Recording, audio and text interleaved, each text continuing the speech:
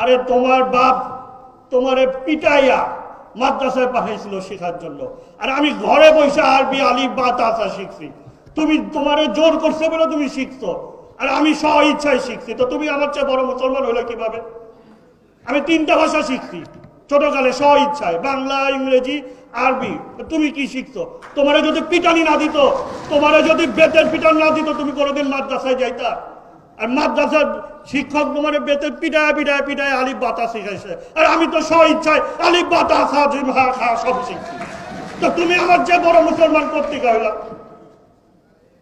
কথায় কথায় তারা ইসলামের কথা কয় মুসলমান। আরে একটা আকাম করবে, তারপরে হাদিস আর কোরআন নিয়ে আসবে। হাদিস আর কোরআন কি তুমি একা পড়ছো? তুমি না হলে সেটা মুখস্থ করছো আয়াত, কিন্তু কোরআন শরীফ তো আমিও কয়েক দফা পড়ছি এই জীবনে। তেলাওয়াত শেষ করছি, অর্থ শেষ করছি, তর্জমা শেষ করছি, হ্যাঁ মুখস্থ করিনি।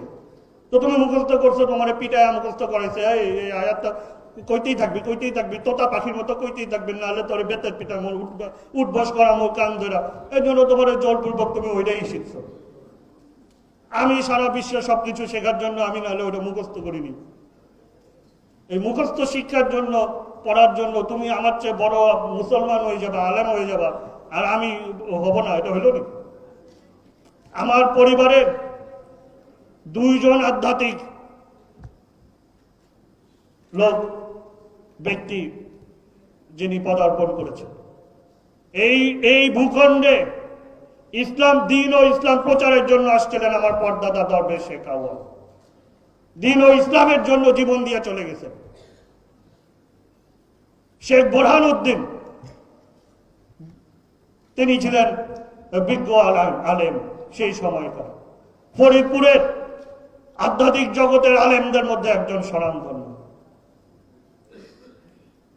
আর জাতির পিতা বঙ্গবন্ধুর যদি ঐশ্বরিক ক্ষমতা না থাকতো, তাহলে জাতিকে স্বাধীনতা দিতে পারে না।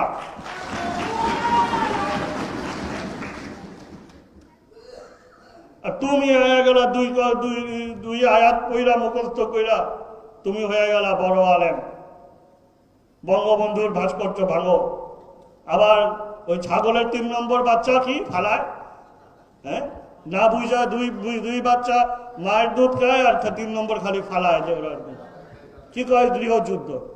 আরে তুই বেটা সংস্কারবাদী, বিএনপি থেকে বহিষ্কৃত, তুই গৃহযুদ্ধ, তোর কথায় গৃহযুদ্ধ হইব? আর গৃহযুদ্ধ লাগে? শেখ হাসিনারে দুর্বল মনে করছো? আরে 81 সাল থেকে সংগ্রাম করে করে এই জায়গায় আনছে, দেশকে এই জায়গায় আনছে। কত কিছু হইল, জঙ্গিবাদ সৃষ্টি করলো, নিশ্চিহ্ন করে দিচ্ছে জঙ্গিবাদ। নাই বাংলাদেশের মাটিতে আর জঙ্গিবাদ হইল।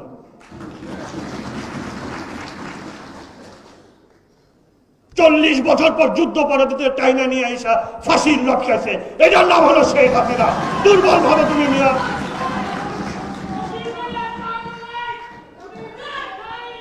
তোমার নেত্রীরা এখন পর্যন্ত বের করতে পারো না, একটা উচ্চারণ করো না নেত্রীর ব্যাপারে।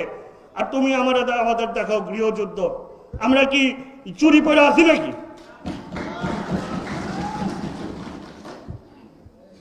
শেখ হাসিনা চাইলে 7 দিনও লাগে নাকি? হ্যাঁ 7 দিনও তো লাগবে না, তোমরা গৃহযুদ্ধের কথা কও।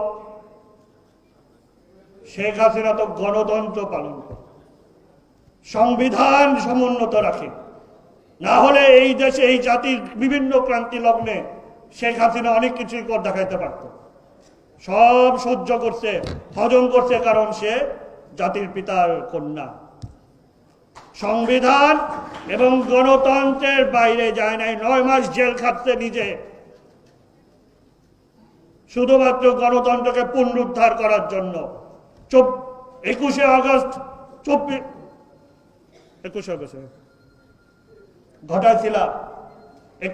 ঘটাইছিল। পরের দিন তো ভাবছিল তোমরা পইরা যাবা, শেখ হাসিনা পড়তে দেয় নাই, বজায় রাখছে।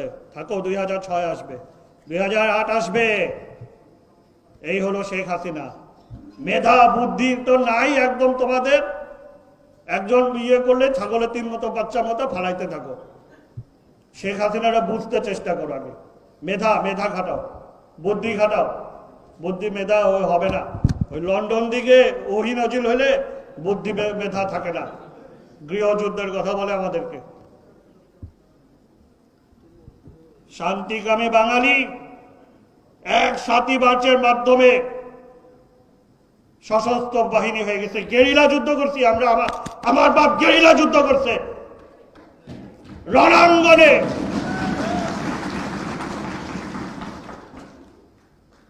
মুক্তিযুদ্ধ সংগঠিত করছে, ট্রেনিং দিছে, নিজে রণাঙ্গনে যুদ্ধ করছে।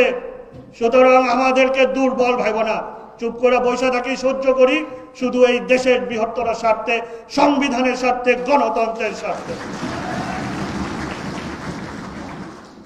ভাস্কর্য ভাঙছ, যে কোনো সময় তোমার যে কিছু হয়ে যেতে পারতো, কিন্তু কিছুই হয় নাই, কিছু হবে না তোমার। তো শেখ হাসিনা আছে, শেখ হাসিনা তোমার ঠিকই রাখবে, যেমন খালেদা জিয়ারে রাখছে তেমনি তোমাদেরও রাখবে। এটাই হলো প্রজ্ঞা, এটাই হলো বুদ্ধি, এটাই হলো গণতন্ত্রকে ভালোবাসা, এটাই হলো বাস্তবায়ন, এটাই হলো সংবিধানকে সমুন্নত রাখা, এটাই হলো রাজনীতি। আগে রাজনীতি বুঝো, শিখো, তারপরে আইসো। এইসব বাহাদুরি আমাদের দেখাও না। আজকে বিজয় দিবসে এটুকু স্মরণ করো যে এখনো এই মাটিতে আসো, কারণ শেখ হাসিনা এখনো আছে। না হলে ওই গৃহযুদ্ধ তুরুপে এবং তাসের মতো উইরা যাবা।